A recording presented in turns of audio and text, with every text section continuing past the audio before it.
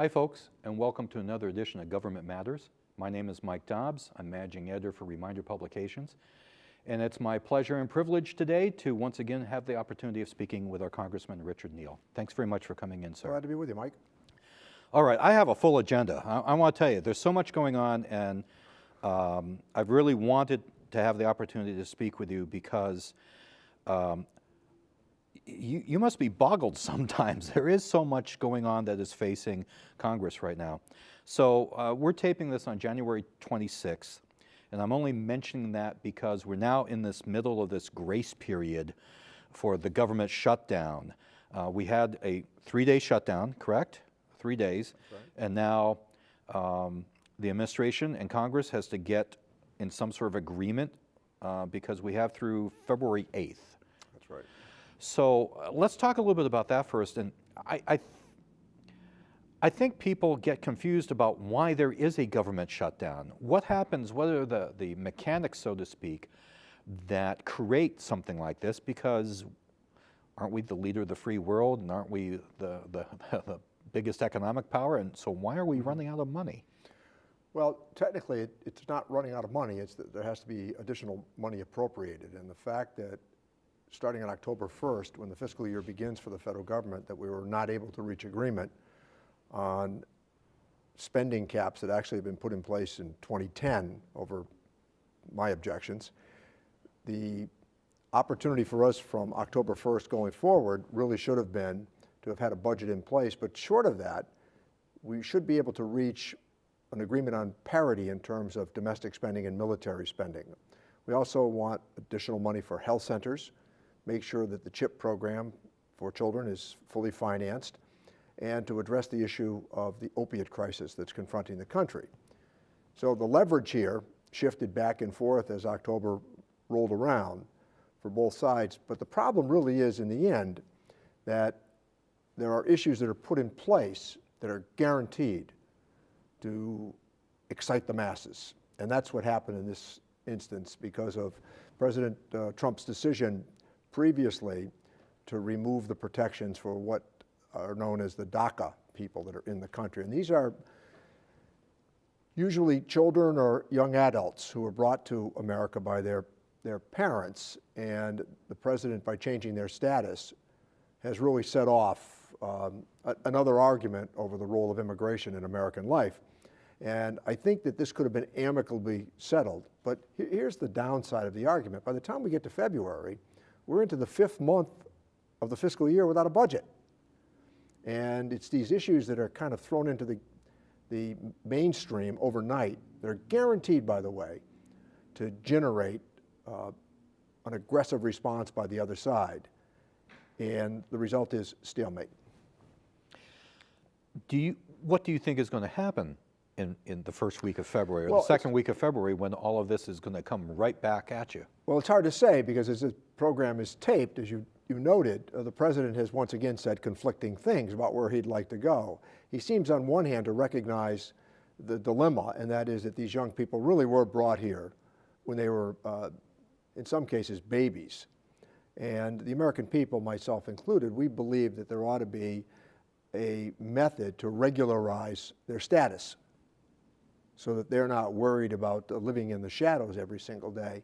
So the president seemed, as of last evening, to indicate that he might be of a mind in the next few days to lay out some proposals. And our side, clearly, we're anxious to find some sort of an accommodation to protect them, but also we need to get on to comprehensive immigration reform. We tried in 2007 and 2013 to do precisely that.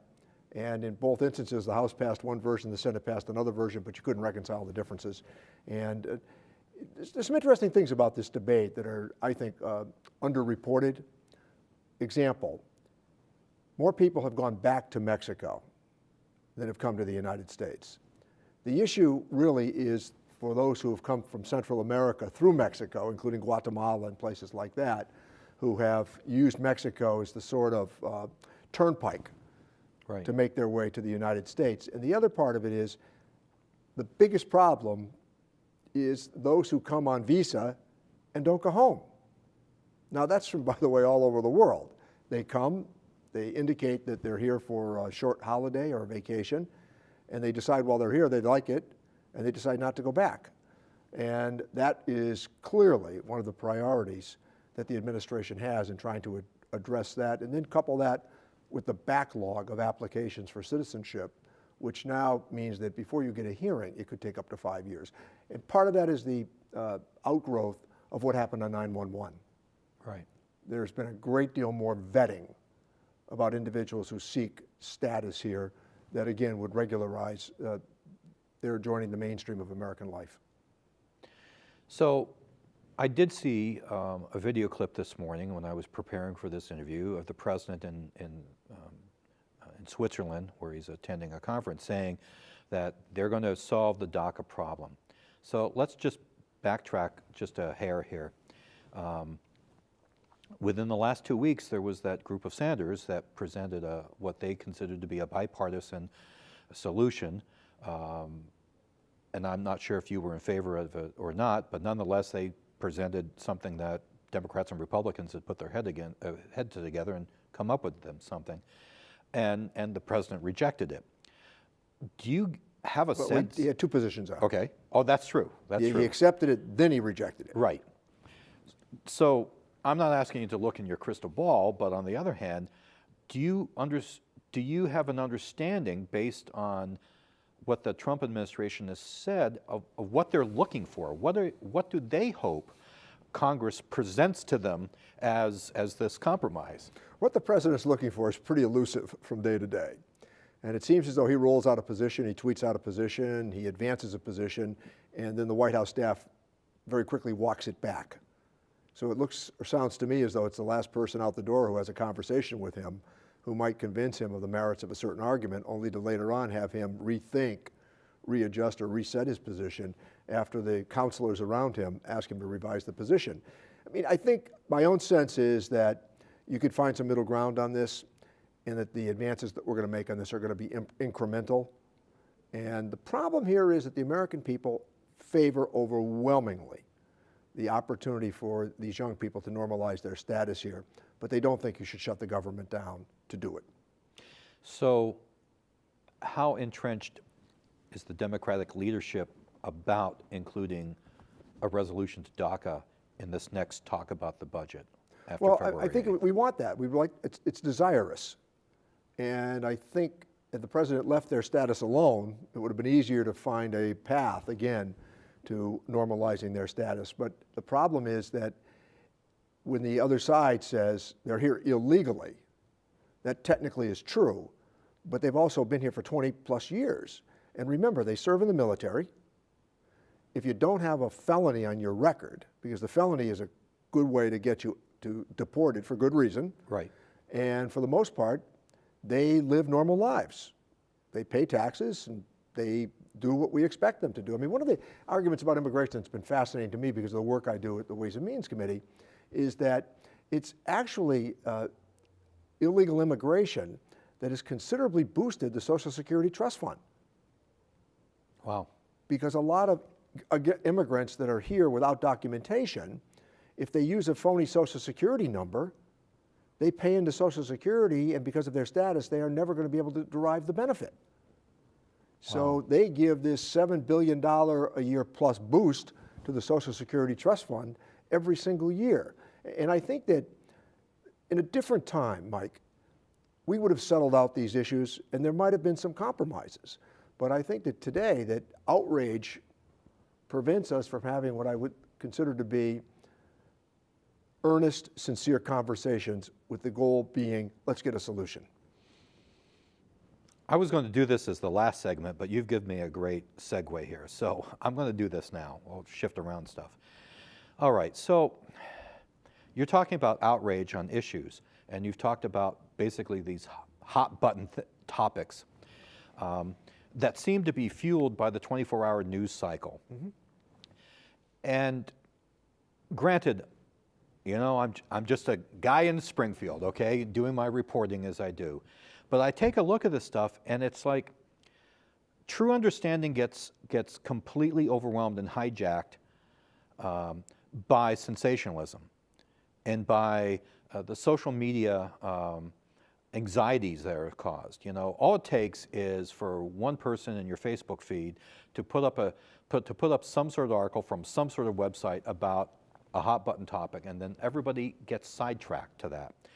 It's my feeling that a lot of these issues are complex. You know, we're talking about people who 30 years ago came to the United States illegally, let's say, because they were seeking a better life.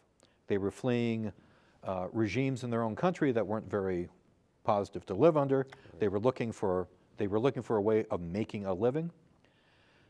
These issues are much more complex, and yet they get reduced to these sort of talking points that then are inflamed. As a legislator, I should say, how do you react to this? How can you try to put out a fire that you know needs to be put out so a sensible conversation can then move forward? Well, as you've described it, anonymity gives great courage to people who generally don't think things through. And it's that, as you've described it accurately, it's that spurt of emotional grandeur that does not help the political debate on an overall basis. But for one to increase ratings, you generally have to do some form of outrage, and you have to say something that's generally beyond the pale of, I think, good taste. And for me, the irony, the humor of it is the number of people that spend their time online arguing with other people they are never going to meet. Right, right. It seemed to me to be a colossal waste of time. And I also think that, I understand the role that anonymity plays in life. But I also think that for most of us, if you've got a good idea, you've got some good thoughts, put your name on it. And I think that when you look at, for example, the 24-hour news cycle, the changes that have taken place during my time in public life are wild. And I still think that there's a necessity in a representative democracy for good, sound, accurate reporting. And I think that one of the great dangers in a representative democracy is the fact that we all of a sudden do embrace the idea that the opinion is more important than the fact. Right. And I think that that right now permeates the public discussion across America. So this morning, the New York Times has authenticated sound, good reporting that the president contemplated removing the special counsel Mueller, and at the last minute was talked down by his own attorney who threatened to quit, his personal attorneys who said this would be a catastrophic undertaking if you were to do it. I think it's akin to what Richard Nixon did to Archibald Cox, because it only causes a more explosive atmosphere. And the president was asked about that this morning in Davos to reply, and he said it was fake news. It is not fake news. I think that the reporters that were involved here, serving a very important principle in a representative democracy, and that is to provide vetted reporting with a number of sources. They didn't come across one person who said this was going to happen. They highlighted a number of people who they said not only posited the president's position, but others who reinforced the accuracy of it. So I guess that what troubles me today is that in a world where everybody can be a journalist if they want, that we're letting opinion get in the way of fact-based reporting. Well, granted, certainly cable TV is populated by news shows that are really opinion shows, and I do think that a lot of people do get confused. So let me ask you this. And now there's a group in politics, by the way, because you've triggered a good thought here. There's a group in politics that plays off of what they do. Right. So you want to get to the talk shows? Say something outrageous. Yes. They'll have you on that evening. Yes, absolutely. Which is why we don't see you a lot on the talk shows, because you're not saying outrageous stuff. Well, not only that, that's not your style. No, I tend to do the tax work. I tend to do trade, Social Security, Medicare, Medicaid, healthcare. Got a pretty, you drill down on it, you earn a reputation in Congress for having some credibility. And, but you're correct. I've chosen not to do those shows over a long period of time because I think that the use of incendiary rhetoric makes it very hard when you see that person the next day in the hallway to say, oh, I want to make a deal with you on advancing Social Security benefits. Right, exactly. So let me ask you this. Again, the type of news that we do is, of course, all local based. And I pay attention to the national stuff, of course. And my perception a lot of times is that I'm fearing that I'm missing stuff. In other words, that there are issues and stories in Congress, for instance, that are not getting the play that they should get because the 24-hour news cycle is dominated by what the president is tweeting and then what the leaders in the Senate and the leaders in the House, how they're reacting to that. And it's sort of this weird sort of, I'm not even going to say, I don't want to call it trickle down because that sounds too slow because this stuff moves at a pretty fast rate. If the president says something and then you have these reactions. Are there issues that you see in Congress that you're either having to deal with yourself or you see other committees dealing with that are not getting the play that they should get because they're not part of this 24-hour news cycle that is frequently generated by President Trump? And then amplified right. and repeated in the news cycle. Right. So are there issues that you see that we should know about and they're just not getting out there? I do. I think that, for example, climate change, it's not a hoax. I mean, there's some legitimate arguments, I think, out there about how it's generated, but nonetheless, I think that that encourages us to seek renewable energy opportunities. I think that we all acknowledge that there are going to have to be some improvements to Medicare, and that Medicare we ought to be focused on. There's $50 billion a year of fraud in Medicare. And for me, pension planning is a big idea. I've worked on that for a long period of time. So, example, half the people that get up and go to work every day in America are not in a qualified pension plan.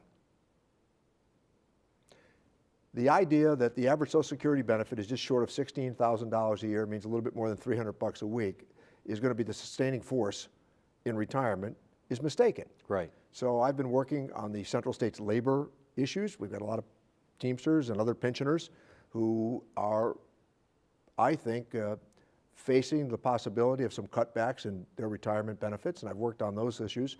And the auto IRA, mandatory savings, I've worked on those things for a long period of time.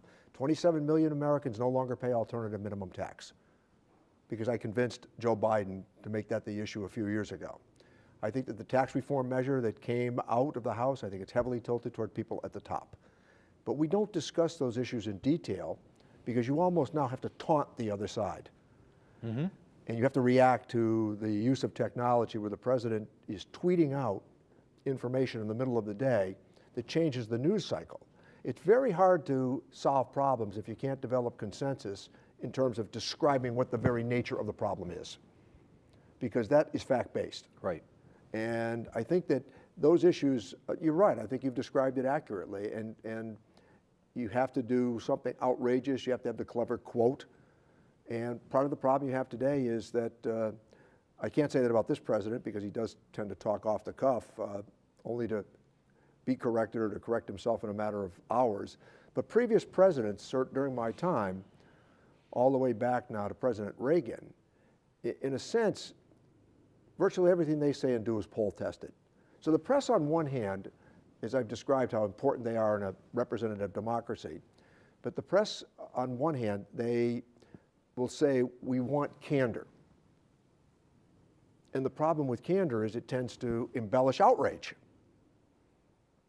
And so all of a sudden, that ill-chosen word becomes the story. And for me, one of the arguments that I've had for a long period of time, I think that there's an endless focus on the conflict in the story as opposed to the development of the story. Mm-hmm.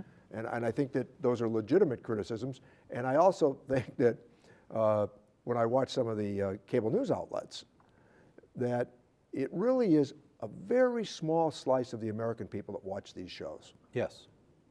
Very tiny slice of the American people that watch these shows. 70 million people in America still tune into nightly news. I am devoted to local newscasts. I read everything, including your column, every week. Thank you. Well, I do it because I think that that's what people are talking about at the coffee shop. Those are the real issues that people are talking about, but they have a more human touch because they're local people talking about it. Right. So I also selfishly will tell you this. I think that people that read newspapers and watch local TV and listen to local radio and public radio and all of that, they vote. So I want to know what they're thinking as well. And I think that one of the dangers today is that with social media, there's no context. You need context for the development of what I think are sophisticated thoughts and ideas. Let me tell you about a thing I've been seeing more and more popping up in social media. We're now here in late January, which means we're getting our W-2 forms, and now all of us are looking to get our taxes done. It's the biggest tax cut in history, except that it isn't. Well, I'm sure that you've seen these stories, so I just wanted to bring out, now I've seen 3 examples of this so far. I've seen Disney, AT&T, and Home Depot. They've announced that they're giving their employees $1,000 bonuses, which they are saying is due to the changes in the corporate tax structure from this last bit of legislation. Home Depot made a point in their press release saying this was a one-time event for them. So, you know, being the terrible liberal guy that I am, I'm thinking, well, if you really wanted to do something that would help your employees out, you would take this decrease in your taxes and you would build your workforce. You'd give them better benefits. You would look to change part-time people into full-time people. You would look to maybe give them cost of living increases that over the long haul would mean a little bit more to them. Maybe you would look at the health care that you're offering them, and maybe there would be a greater subsidy. In other words, I would like to think that these companies would use whatever benefit they received for a long-term improvement, self-improvement to invest in their workforce, because we all know that the longer you keep employees, the better it is for the company, simply because training new employees is so expensive and it's counterproductive. So these stories, and I'm sure you've seen them as well, do you think that it really is because of this decrease in corporate taxes, or is this just happy public relations that they want to position themselves as the benevolent employer that's giving people $1,000 checks willy-nilly? Part of it's public relations, there's no question about that. I think Apple's a great company. I think it has revolutionized technology and communication in the world. At the same time, I think that their announcement was really as much about PR as it was about the idea that they were going to reward their employees. They were going to do much of that anyway. And they are bringing back the money that has been sitting offshore at 14%, 14.5%. So when you have a chance to look now for the next few months and probably at least a couple of years, you'll have a chance to see what they do with share buybacks. That's probably going to be the best indicator of what was done with the tax cut. So when you take a look at, for example, what happened in 2005 with repatriation, the money was brought back at 5.25%. Now, getting that money back is a good idea for investment purposes and job creation. But when the money came back at 5.25%, the promise was it was about job growth. Mm-hmm. It ended up about rewarding the shareholders. And I think in this case here, that the $1,000 would have been better off, or the $2,000 that some companies have described, build it into the base so it becomes a permanent feature of the individual's income. You know, the uncertainties that have occurred across America and the rancor in American politics today is some measure a reflection of the fact that for 12 years we've had downward pressure on wages in America. Right. People have not had any wage growth. And even now there's going to be a question going forward about wage growth. And part of this is in the aftermath of the recession, when, by the way, we were losing 800,000 jobs a month. Part of the problem was that as employers became used to accomplishing the same end with fewer employees, there was less incentive after the end of the recession to go back to the previous levels of employment. Right. Now, it's complicated. It's technology. There's a real skills gap in America. 6 million jobs go unanswered every day in America. That's from the Department of Labor. They've said that. 18,000 precision manufacturing jobs in New England right now go unanswered. Part of it's the gig economy. There's no doubt about that. Part of it's greater concentration of wealth in America. And part of it is the idea that if we were talking to the smartest kids in America 50 years ago, they made things. Today, they tend, because of the more instant rewards, to go off to finance. So I think trying to have, as you described earlier, a conversation about all of these things, we would better serve the American people than the charged rhetoric that gets us, in the end, to stalemate. And the other part of it, as I've just described it, and you, no matter where your perspective might come down on the political perspective or the scale, the following is accurate. Globalization is not going to retreat. I mean, the idea here that all of a sudden that America's going to build a moat around the country, I mean, when you consider that the role that informed international trade and what liberal democracy does for the world, when you look at how reduced poverty rates have become across the globe, it's astounding what's happened in 20 years. What clean water has done for the world. Right. All of these changes have been relatively astounding, but we don't spend a lot of time talking on those because we tend to be more consumed with the emotionally charged issues of the day. In your opinion, do old-fashioned tariffs protect American jobs? I think the jury's out on it, but I think that there are times when you might want to get the attention of something that you consider to be ill-considered trade practice, but I think in the long run that artificial tariffs harm the American economy. I bring this up because I'm sure you saw the president talked about a 30% tariff on solar panels. Yeah. And some people are saying, well, that's great because it will re-energize the American solar panel manufacturing sector, since some of that has gone overseas. Other people are saying, well, wait a minute, we're in the middle of a industry that employs more people than coal does, employs a lot of people. The installation of solar fields, the installation of solar on your homes, it's a growth industry, it's a green industry, and that this is going to hurt it. I'm no expert, but it does seem to me like there is going to be a downside to this unless there's a whole group of American manufacturers who've been successful in lobbying the administration to try to get this done. There weren't a whole lot, there were a couple. And I talked to the U.S. Trade Ambassador, Robert Lighthizer. He informed me as to what they were going to do, and I said, I hope we're going to be careful here not to set off a trade war. And I do think that these issues tend to be complicated, and largely they're complicated because of the supply chain in the world now. And you might have something that, for example, is assembled in America, but the parts are made in other places. Right.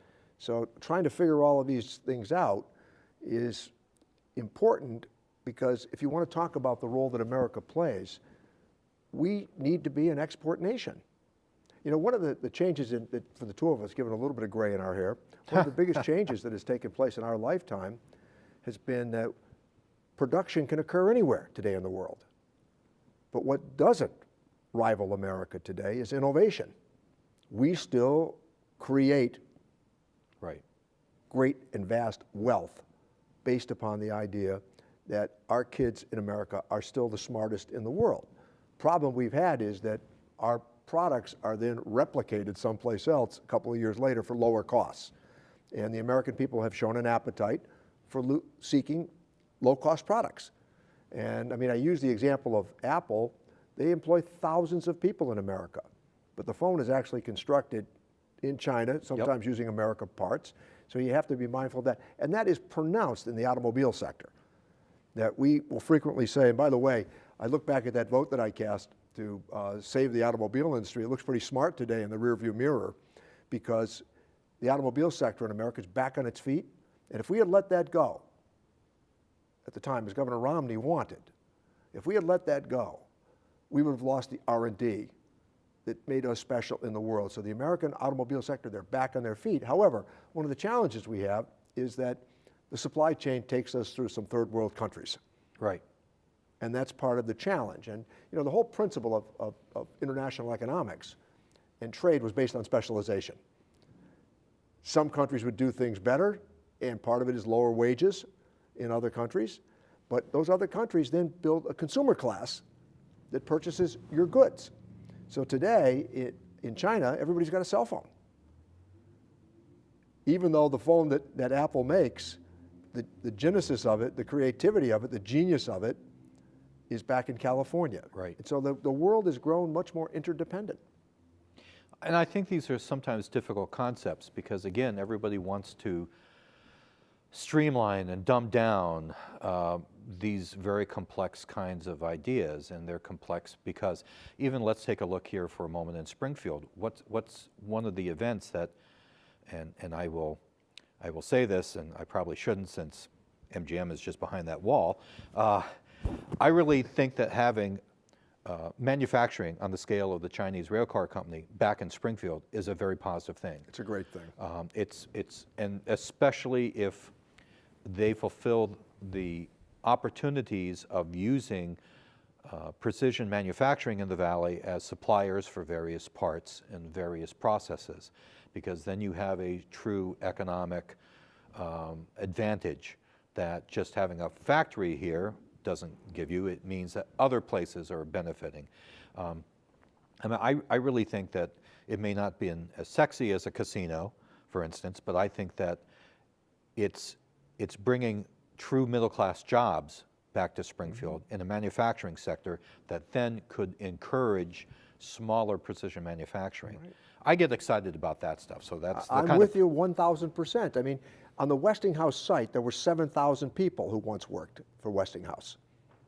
You know, the first, I think, AM radio station in America. Yes, WBZ. WBZ, yep. But remember, it was also, if you were a kid in Springfield growing up then, it was WBZ Boston, WBZA Springfield. Yep. At the old Kimball Towers, that was one of the studios, but it was there, it was originated at the Westinghouse site. So 7,000 people once worked on that site. So when I hear people say, for example, that it was trade internationally that killed those jobs left 50 years ago. Yeah. I think Westinghouse started closing like about 1970, something like that. That's right. And the others, many, Van Norman and others, it was well before. United Technologies took their manufacturing jobs out of the city. So when you look at it, as is always the case, it's much more complicated than the initial brush, but I think you're absolutely right. You're going to have on that side eventually 300 high-skilled manufacturing jobs with union wages. That's a great news story. But also, it's a Chinese company. It's building and rehabilitating American rail cars. Right. That's part of what international economics is going to look like today. And it does look a little bit freaky when you drive by and you see the Chinese flag flying in the middle of Springfield, Massachusetts. Yeah, but they know this, that those students coming out of STIC and coming out of our local colleges and our trade, our vocational schools, they're going to have the skill set to work in those jobs. And I think, again, that's what we should be highlighting. The best poverty program still, Mike, is a job. Yes, absolutely. And people make the right decisions if they're working. And I think that trying to get people into the workforce should be our continued focus and emphasis. You recently went to Puerto Rico with a congressional delegation to take a look at what was happening there after the devastation of the hurricanes. What did you come back with in terms of your impressions? I think that we actually took a helicopter ride through the mountainous regions of the country as well, and that's where much of the damage occurred. So San Juan's back on its feet, with the exception of the problem that plagues the island that's more widespread than anything, and it's what's happened to the grid. The grid's operating at 10% capacity, which means that about 60% of the people on the island have power. And you know, for all of us, if the power goes off for 15 minutes and we turn the light on and it doesn't go on, we start to panic. We get panicky. And I think that until they repair the grid, and by the way, the grid was in bad shape before this, so now there are a lot of arguments as to how to go forward, but the grid has to be repaired, and that stood out as the most notable problem for me. To pull into a major intersection in San Juan and not have the lights working is pretty telling. In terms of the federal response, are you satisfied with the federal response, especially in terms of helping evacuees? Because there's a lot of folks from Puerto Rico who are now relocated to Western Massachusetts, either temporarily or perhaps permanently, depending upon their family situation. And the problem there is that it's going to be the young people that tend to relocate. And that means that the island will have more pensioners. And that means there's less innovation and less creativity and entrepreneurship. So I think that those are part of the challenges. I think some of the folks that have come here will go back, and I think others will find employment here. And I think that the Springfield school system has already absorbed almost 700 students, and I think Holyoke has close to 200. And Chicopee, I think, has 70 or 80. Yep. So this is going to be part of, I think, what I call the national principle. Yeah. The national principle says that if there's an earthquake in California, forest fires are flooding in Alabama, or a tornado in Springfield, we don't have a litmus test. We say, that's the family. Right. We come to their aid. The other thing I wanted to ask you about, you know, I drive by Union Station. In fact, we have a new reporter on staff, and I drove over by Union Station, and I told the story of this structure that was built in 1926 and then closed, what, 1974? Yeah, 74, yeah. And how now it's been brought back, and it's been beautifully brought back as something that we really needed, which was a central intermodal transportation center. But of course, we're still lacking something, and that's the east-west rail connection. And I know that last year you held a press conference talking about a really great plan. And I know State Senator Eric Lesser has still talked about it. Do you think this will ever become a reality? Well, let me highlight one really good thing first, and that is, in May of next year, We have the commuter 12 trains. more trains that are Yeah. going to be coming north from New York. I think that's in and of itself a substantial achievement. That was stimulus money, by the way, that was used to improve that track, the rail here all the way through Hatfield. That was stimulus money. Broadband, stimulus money that we used for Middle Mile with Governor Patrick, and John Oliver and I urged that that be done. And I'm for east-west rail. I think that there is one challenge with east-west, and I'm pushing hard with the governor on that study. There is one huge challenge, and that's going to be what to do with that CSX rail yard in Worcester. Okay. CSX controls a vast amount of land and property in that area, and at the moment they've shown not a lot of interest in cooperation. But we financed the federal study this as a how-to, and I hope that the state will do likewise. I've talked to the governor a number of times about it. I think it makes enormous sense. Well, I think that it would be, again, I'm one of the proponents of feeling that if you are either commuting to Boston and you're in a car, it would be a lot better if you were in a train. And if you're in Boston and you have a decent job, but the housing prices are driving you nuts, come on out here because the housing prices are far more reasonable. It's a nice way to travel. And at the same time, anybody who has tried to get back from the Cape or from Maine at the Sturbridge exit, Yes. 84, you're reminded of how much easier and more pleasant it could be to have been taking the train. So I think that, by the way, where I think the governor is correct when he says, let's study all forms of transportation here. And I will be drawing together the local legislative delegation next Friday at Union Station. I hope everybody gets a chance to see Union Station. It looks just spectacular. But I think that at that time, we're going to start to lay out priorities for central and western Massachusetts for what we all see as, again, an integrated approach to transportation, not emphasizing any one aspect of it, because there's going to have to be significant investments in all aspects of transportation. Oh, absolutely. And like you, I'm looking forward to the idea that I would have another option with the Connecticut commuter trains in order to get down to Hartford. I will easily and frankly admit I hate driving into Hartford, so this would, to me, this is an opportunity for, again, economic development. If I go down to Hartford, or Hartford folks come up here for an event, if you lived in the city of Hartford and you wanted to go to MGM, it'd be really easy just to come up on the commuter train and walk the few blocks or take a bus. Government is responsible for infrastructure. That's a governmental responsibility. And I think that those continued investments then augment growth at Union Station, then augment growth at the Chinese Rail Company, because, reminder, it's perfectly located right off the turnpike, Right. 91, 90, and then all of these forms of transportation, I think, again, have to be carefully integrated, but you're right on target. The idea of making it easier to get from one place to another makes enormous sense in terms of greater economic growth, greater efficiency, hence greater productivity. Well, Congressman, we promised to get you out on time, and we're going to do that. I want to thank you so much for was really spending nice. some time. This has been excellent in terms of It's actually nice to talk to somebody and you can use complete sentences. I will take that as a compliment, sir. Thank you so much. And thank you. you, folks, Thank you. for watching another edition of Government Matters.